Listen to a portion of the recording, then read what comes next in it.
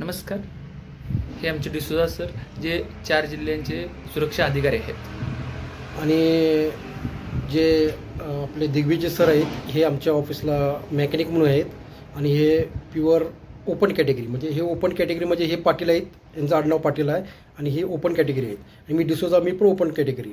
आणि हे झडपी शाळेतून शिकलेले आहेत. झडपीची शाळा ना. हां येस. आणि आमच्या ऑफिसमध्ये कमीत कमी 7 ते 8 लोक असतात की जी झडपीच्या शाळेतून शिकलेली ओपन कॅटेगरीची असतात. आणि सांगूचे म्हणजे किती असा की आमची लोक इंग्लिश म्हणून शिकतात. इंग्लिश म्हणून शिकले म्हणजे किती झाले 10वीपर्यंत 12वीपर्यंत लोक शिकतात. पण पुढे किती पुढे तुमका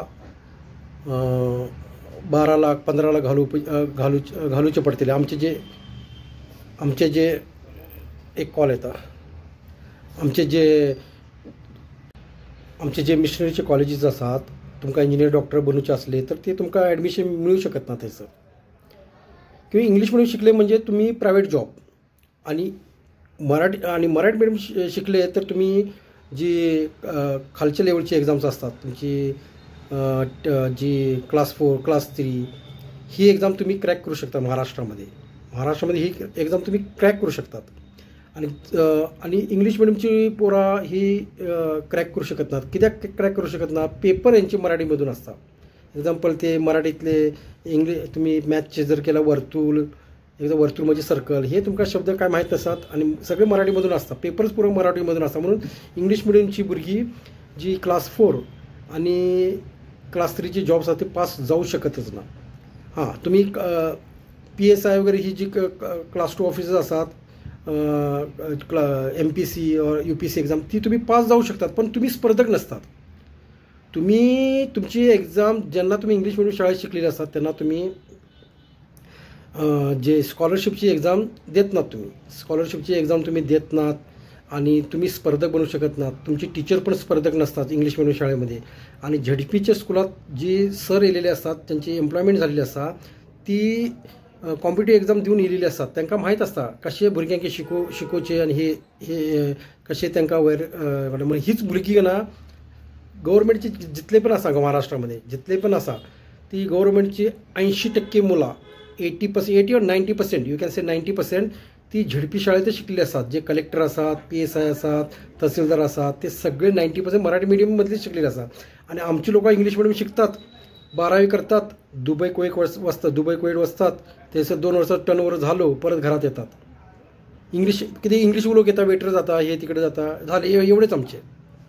आणि होडले कॉलेजेस आमचे असतात जे इंजिनियर आमच्या कॅथलिक मिशनरीचे होडले कॉलेजेस असतात मिशनरीचे होडले कॉलेजेस असतात ते सर ॲडमिशन मिळू शकत ना. तुमका पैसे जाय तुम 15 लाख तुमच्या मायपाकडे पैसो ना.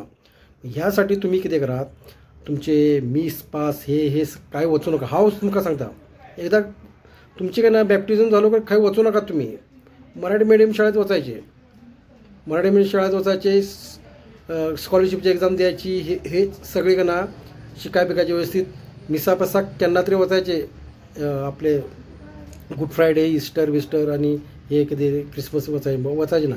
माय पाहिजे असा त्यांनी किती करायचं मच्छीचं बिझनेस करायचो. सकाळी उठून मच्छीचं बिझनेस करा तुम्ही.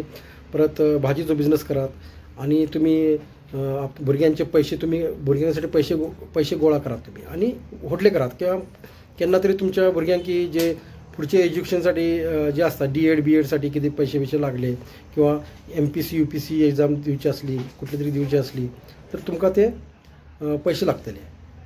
हाव हे सांगता. आणि तुम्ही इंग्लिश मिडियम शिकले का ना बाद कित्याक तुमका सांगता आमची भुरगी जर इंग्लिश मिडियम शिकली तर पुरा बाद की पुढे काय ना 12वी झाल्यानंतर काय ना धड ना तुम्ही महाराष्ट्र गव्हर्नमेंटची एक्झाम देऊ शकत पास जाऊ शकत. पेपर सगळे मराठीतून असतात. आणि पुढचे एज्युकेशन घेऊचे म्हटलं ते इंजिनिअरिंग 15-20 लाख रुपये तुम्ही बादच. मग तुम्ही किती दुबई कुवेत असतात त्याचं 2 वर्षाचं टर्नओव्हर असतात परत वापस येतात भित्तात सगळी बाहेर भुरगी सगळी तुमची हे झाली सगळी किती इस्कोट झालं तुमचं. म्हणून मराठी मिडियम शिका. मराठी मिडियममधून शिकले तर तुमचा फायदा असा. इंग्लिश मिडियम शिकूचे असले तर तुमच्याकडे पैसो जावो. कुठलं पैसो जावो 12वी नंतर इंजिनियर डॉक्टर जाऊचे असले तर पैसो जावो 15 लाख मायपाकडे 15 लाख 10 लाख रुपये जाईल. ना तर इंग्लिश मिडियम शिकून काय फायदो ना, मराठी मिडियम शिकात आणि मिस पास ना केले तर चालतं, काय फरक पडत मिसापासाचे कळले. विषय सोडून द्या. ना काजार केली त्यांनी तरी चालता, फादरीन काजार ना केले तरी चालता. गव्हर्नमेंटचे काजार असतात 100 रुपयेमध्ये तुमचे कोर्टात काजार जाता. काय काजार करायचे कोर्टात आणि डायरेक्ट भुरगे काढायचे आणि डायरेक्ट बालतीम करायची. भिवू नका का फादर काजार करूचो ना, तेसाकी उचो ना, आमच्या घरात तेसाकी उचो ना, हे काही उचो ना, ते काही उचो ना, काय फरक पडत ना. तुम्ही फक्त अभ्यास करूचो. जे तुमचे हे स्कॉलरशिपचे एक्झाम असतात हे असतात ते सगळे परीक्षा देत राहायचे. काय ना शिपाई जरी झालो, गव्हर्नमेंटचे शिपाई जरी झालो तुमका तरी 50,000 रुपये पगार असा होता पुढच्या 8 pay commission. Okay, bye bye.